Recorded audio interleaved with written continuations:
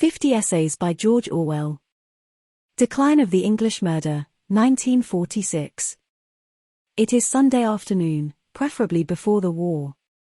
The wife is already asleep in the armchair, and the children have been sent out for a nice long walk. You put your feet up on the sofa, settle your spectacles on your nose, and open the news of the world. Roast beef and Yorkshire, or roast pork and applesauce, followed up by suet pudding and driven home, as it were, by a cup of mahogany brown tea, have put you in just the right mood. Your pipe is drawing sweetly, the sofa cushions are soft underneath you, the fire is well alight, the air is warm and stagnant. In these blissful circumstances, what is it that you want to read about? Naturally, about a murder. But what kind of murder?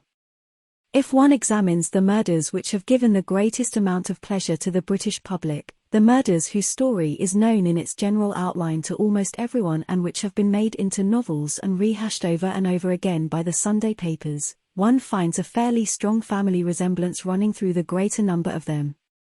Our great period in murder, our Elizabethan period, so to speak, seems to have been between roughly 1850 and 1925. And the murderers whose reputation has stood the test of time are the following: Dr. Palmer of Ruggeely, Jack the Ripper, Neil Cream, Mrs. Maybrick, Dr. Crippen, Seddon, Joseph Smith, Armstrong, and Bywaters and Thompson. In addition, in 1919 or thereabouts, there was another very celebrated case which fits into the general pattern but which I had better not mention by name, because the accused man was acquitted. Of the above-mentioned 9 cases, at least 4 have had successful novels based on them, 1 has been made into a popular melodrama, and the amount of literature surrounding them, in the form of newspaper write-ups, criminological treatises, and reminiscences by lawyers and police officers, would make a considerable library. It is difficult to believe that any recent English crime will be remembered so long and so intimately, and not only because the violence of external events has made murder seem unimportant, but because the prevalent type of crime seems to be changing. The principal cause célèbre of the war years was the so-called cleft chin murder, which has now been written up in a popular booklet. The verbatim account of the trial was published sometime last year by Messrs. Geralds with an introduction by Mr. Beckoffer Roberts. Before returning to this pitiful and sordid case, which is only interesting from a sociological and perhaps a legal point of view, let me try to define what it is that the readers of Sunday papers mean when they say fretfully that you never seem to get a good murder nowadays. In considering the 9 murders I named above, one can start by excluding the Jack the Ripper case, which is in a class by itself. Of the other 8, 6 were poisoning cases, and 8 of the 10 criminals belonged to the middle class.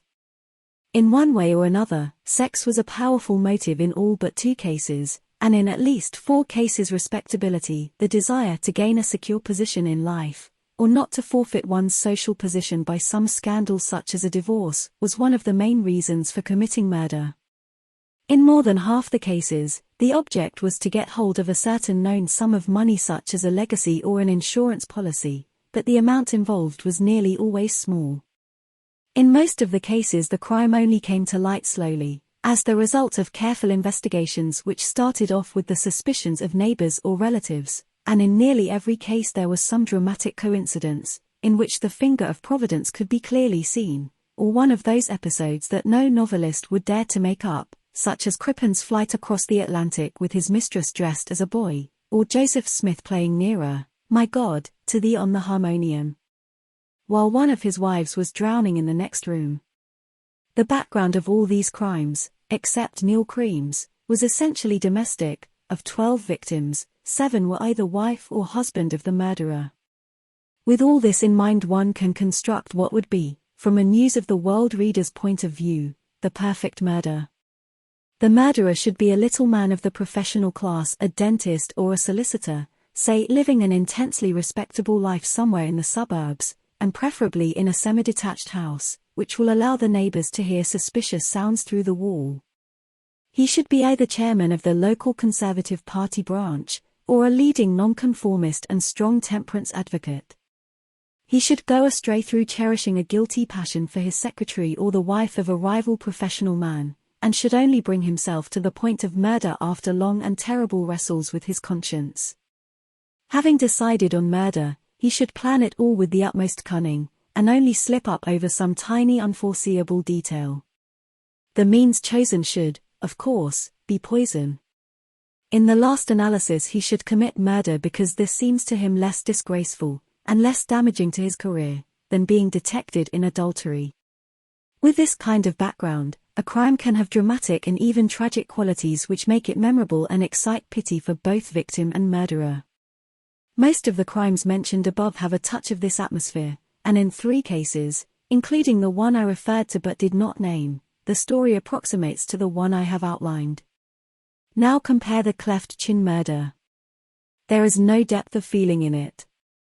It was almost chance that the 2 people concerned committed that particular murder, and it was only by good luck that they did not commit several others.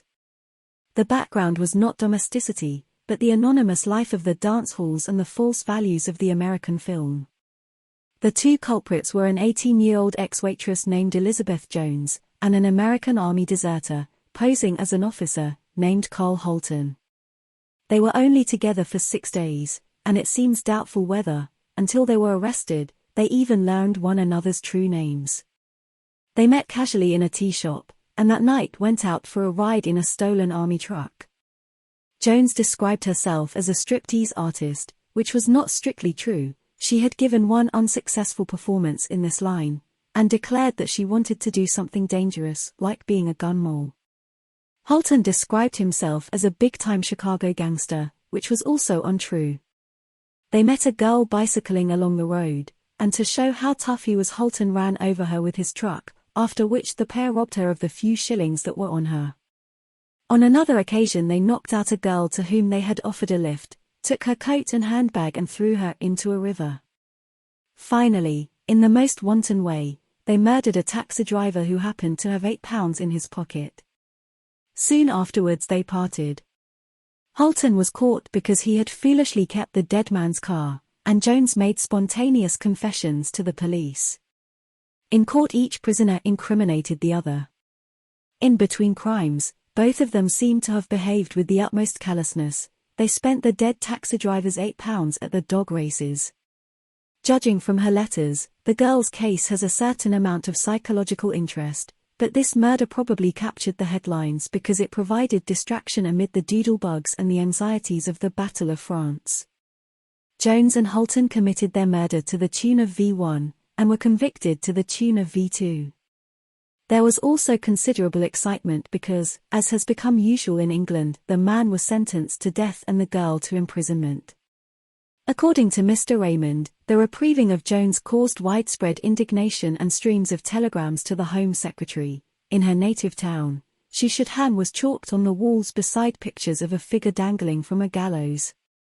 Considering that only 10 women have been hanged in Britain this century, and that the practice has gone out largely because of popular feeling against it, it is difficult not to feel that this clamour to hang an 18-year-old girl was due partly to the brutalizing effects of war.